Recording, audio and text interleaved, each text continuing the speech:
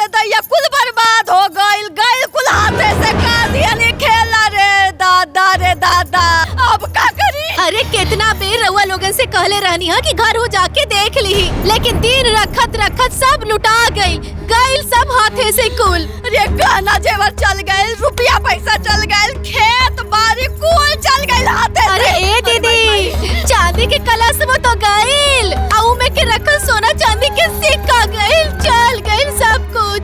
अरे गइल हाथ से। अरे इतिहास में लिखा जाई कि अपन माई गैर बेटा खातिर जीते जी कूल कर दिलस और अपन शौक बेटा के बर्बाद करके मर गइल। अरे चुप रहा लोग, अभी कुछ ना बात बिगड़ल। जयप्रकाश जी भैया, गाड़ी बुलावा, गांव चले के बाद।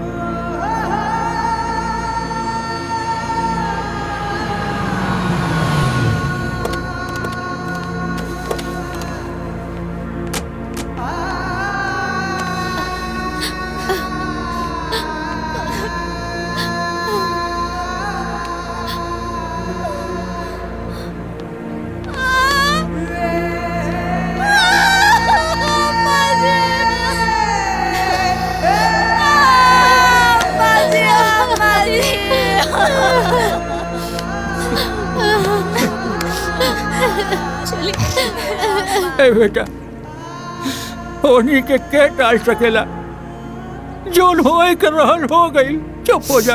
हर बेटा के माँ बाप एक दिन छोड़ के चल जाले,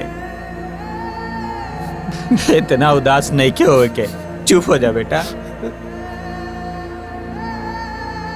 अचानक से ही सब घटना कैसे हो गई संतोष? हमरा खुद समझ में नहीं ख्यावत भैया। माई एकदम ठीक रहनी, ना दवा चलत रहे, ना तबीयत खराब रहे और ना कोनो दर्द तकलीफ रहे, एकदम अच्छा से बात करत रही।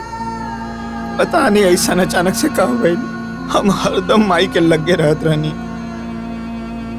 बस वो दिन हमरा से नाराज होकर गई नहीं, हमेशा हमेशा खातिर हमरा से दूर हो गई नहीं।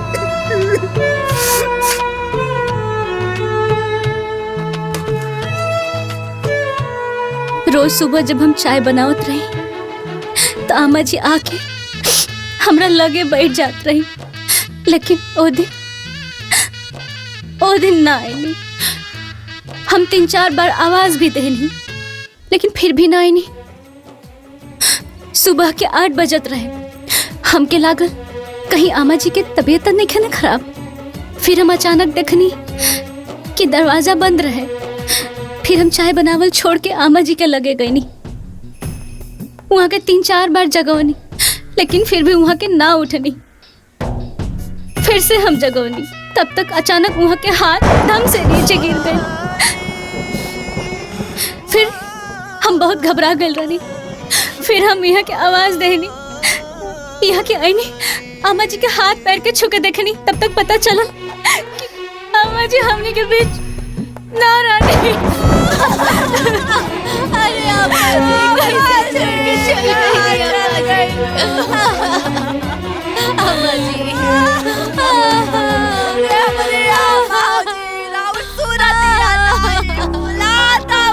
आमा जी।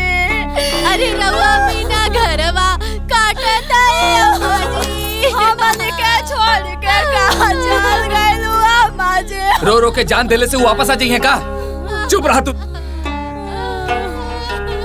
संतोष अपना जगह से अभी हिल ना सकेला, कहने लोगन गार्जियन हवा। अब हिम्मत रखा और आगे के कार्रवाई करा। तीनों लोग आपस में मिल के बातचीत करके बात के फाइनल करला। 10 गातर के बाद ये सब टाइम ना मिलेला। पुराणम गणुरम पुण्याम पवित्रम पापनाशनम फुलवता कामना पुण्यम श्रोतव्यम सर्वदेवहि। अर्थात माता पिता के मृत्यु के उपरांत यदि पुत्र ने गरुड़ पुराण का श्रवण नहीं किया तो माता पिता को तारने में कैसे समर्थ हो सकता है। एक बार गरुड़ जी ने श्री हरि भगवान विष्णु जी से पूछा कि हे प्रभु, दाह संस्कार के उपरांत भी मृतक की आत्मा अपनों के मोह बास में बंधकर 13 दिनों तक उसी घर के आसपास में अपनों के इर्द गिर्द में वास करती है। चूंकि वो आत्मा इतनी सूक्ष्म होती है कि किसी को दिखाई नहीं देती। हर पुत्र का यह धर्म होता है कि माता पिता के मृत्यु के दौरान पुराण श्रवण करे ताकि वेदों का बोध हो और उन्हें शांति मिले।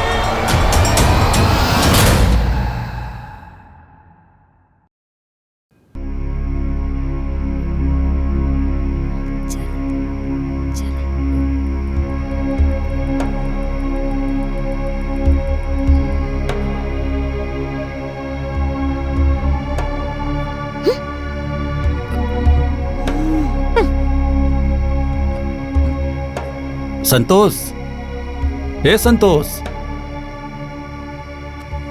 हाँ भैया। बाबू, अब माई के अंतिम समय में हमनी के रहनी जाना। अब अगर माई के कोनो अंतिम इच्छा रहल होके तो बतावा ना। माई हमरा से भी कुछ ना कह पाऊनी। अच्छा, माई के साथे तू दोनों जना रहत रहला ना? तो माई के गहनवा, जमीन के कागजात और बैंक के पासबुक और चांदी वाला कलशवा कहाँ बा? का भैया, ये सब बात करे के यह उचित समय बा का? बाकी जानल जरूरी बा ना हो। हाँ तो जान जाई बानू, काहे घबराता रहा? कहाँ ले रवा लोग के आमा जी के बढ़िया से श्राद्ध करे के बारे में चर्चा करे के चाहिए, बढ़िया से उत्तम कांड करे के बारे में बात करती, लेकिन रवा लोग आवते ही धन दौलत जमीन जायदाद के बारे में बात करे लगनी। दुल्हनिया ठीक कहतिया, अभी ये सब के बात करे के का जरूरत बा? अरे श्री प्रकाश, ये सब तू का बात कर रहल बड़ा? अरे वो सब कहीं भागल जाता का? देखा भैया, ये सब धन संपत्ति गहना गुड़िया इस सब पर चर्चा अब सीधा श्राद्ध के बाद हुई।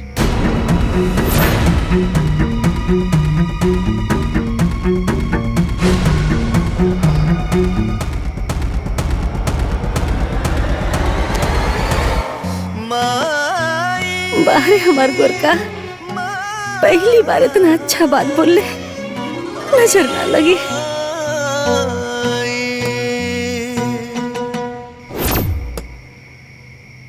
देख ल कमीनवन के कैसे बदल गईले हैं। अरे उन्हन के मन में बेईमानी समा गइल बा, बेईमानी। अरे सही कहत है दीदी, आई दोनों मर्द मेहरारू के मिली भगत है। देखली ना कैसे कहत रहले, जवन हुई तो श्राद्ध के बाद ही हुई। अरे हमें तो लागत है ना कि दोनों मिल के बुढ़िया के नटाई दबा के मार डालने बारे। और जितना बेईमान होकर आदमिया पिया ना, उससे 1000 गुना बेईमान होकर मेहरिया पिया। और अगर ऐसे बेईमानी बुढ़िया के मन में रहल होई ना, तो ओका तो भगवान नरकों में जगह ना दी है। रउआ लोगन के भाईचारा निभावे के बा त निभाई, लेकिन हमनी के ना श्राद्ध तक इंतजार ना करब, बता देत हई। अरे तो का चाहत पड़ू? हाँ, का करबू लोग? का करब? अरे हमनी के एक एक पाई के, एक एक संपत्ति के पता करके रहब। हाँ, का लगता रउआ लोगन के कि हम अपने संपत्ति पर वो दोनों भिखारी के राज करे देव का? अरे जमीन के पूरा कागजात, सास के गहना, चांदी के कलश और तो और बैंक के पासबुक, एक एक सामान घर से निकालब। और जैसे ही श्राद्ध खत्म हुई ना, दोनों के घर से निकाल दे, पहले बता देता नहीं। अरे ऐसे कैसे निकाल दे? अरे उन्हन दोनों के तो लतिया के या घर से निकालल जाए। हे भौजी, देखा हमनी के झगड़ा झंझट ना कल जाए, ठीक बा? कहो भैया, गांव समाज में जौन मान प्रतिष्ठा इज्जत बा सब मिट्टी में मिल जाई। सही कहा तारा। तब ऐसन करल जाए कि सांपो मर जाए और लाठियों न टूटे। मतलब करण अर्जुन, हमार करण अर्जुन, एक बार दोनों आ जाए ना तो सब ठीक हो जाए, बुझाइल? बेशरम लोग, हमरा बेटा बहू के लात मार के निकली है। अभी लोगन की सबक सिखावे की पड़ी। आवेदा करण और अर्जुन के।